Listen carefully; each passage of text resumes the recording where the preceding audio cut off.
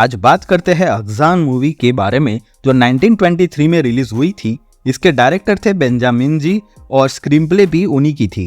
ये एक horror documentary थी, लेकिन बेसिकली काल्पनिक डॉक्यूमेंट्री भी कह सकते हैं हम। यह डेनमार्क की फिल्म थी। ये एक बिजार साइलेंट फिल्म थी जिससे पुराने पर्सिया से लेकर मॉडर्न टाइम्स, अब मॉडर्न मतलब 1923 तक का मॉडर्न, यानी इस समय तक जो चुड़ैल, भूत वूत, तंत्र मंत्र विद्या, इन सभी की बात की गई है डॉक्यूमेंट्री की तरह, जैसे हमें रियल लगे कि ये सब होता होगा रियल लाइफ में। डायरेक्टर जी ने यहाँ पे अलग अलग सिनेमैटिक टेक्निक यूज की है, जैसे कहीं कहीं पर स्टिल इमेजेस यानी फोटोज यूज किए, कहीं कहीं पर एनिमेटेड टाइप फोटोज, कहीं कहीं पर ड्रामेटिक रीएनेक्टमेंट यानी जिसको हम नाट्य रूपांतर कहते हैं। इस मूवी का जॉनरा कोई तय ही नहीं कर पा रहा था, क्योंकि 1920s में लोगों को अंदाजा था ही नहीं कि डॉक्यूमेंट्री और वो भी भूतों पर। अपने सब्जेक्ट को पूरा जस्टिफाई करने के लिए डायरेक्टर जी ने हर वो रिकॉर्ड फेंदे जहां उनको भूतिया हरकत देखने मिली, और कहीं कहीं उन्होंने अपना काल्पनिक दिमाग भी दौड़ाया। पुराने जमाने में लोगों को अवेयरनेस नहीं थी मेंटल इलनेस की, इसीलिए भूत प्रेतों की बातों को इजीली मान लिया जाता था, जो इस मूवी में भी देखने मिलेगा।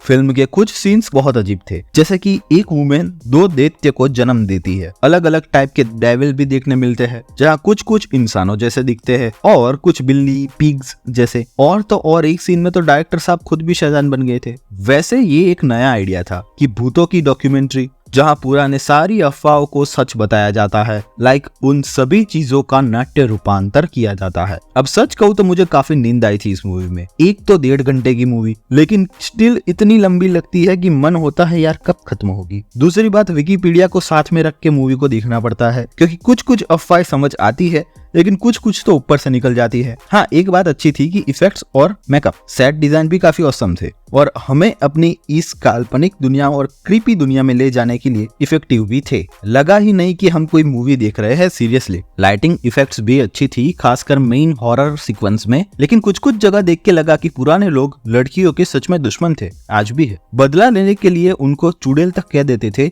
और नदी में भी डुबा देते थे। ऐसा ही एक एग्जाम्पल हमने आगे passion of the John of arc में देख चुके हैं कि कैसे उसमें भी जॉन को चुड़ैल जाहिर करके जिंदा जलाया जाता है उनको। दूसरी बात कि हगजान थोड़ी एब्सर्ड भी लगेगी, क्योंकि पर्टिकुलर स्टोरी लाइन नहीं थी, इसलिए थोड़ी कंफ्यूजिंग भी लगी मुझे। थोड़ी नहीं, आई गेस काफी, क्योंकि सीन्स एक दूसरे से कनेक्टेड नहीं थे और थोड़े बहुत सीन्स तो काफी बोरिंग थे। सो मेरा रिव्यू है 2.5 आउट ऑफ 5 स्टार्स। एक बार देख सकते हो क्योंकि ये एक अच्छा एक्सपेरिमेंट था हॉरर प्लस डॉक्यूमेंट्री का, लेकिन स्क्रिप्ट वाइज थोड़ी मेहनत करके और ज्यादा अच्छी बना सकते थे मूवी को। आपने इस मूवी को देखा है या नहीं, ये कमेंट कर जरूर बताना, और देखा है तो कैसी लगी ये भी बताना। सो ये था मेरा रिव्यू अबाउट द हगजान। ऐसे ही नए और पुराने दोनों रिव्यूज के साथ फिर मिलूंगा, लेकिन जाते जाते इस चैनल को सब्सक्राइब और इस वीडियो को लाइक जरूर करते जाना। सो मिलता हूँ अगले रिव्यू में, तब तक के लिए सायोनारा।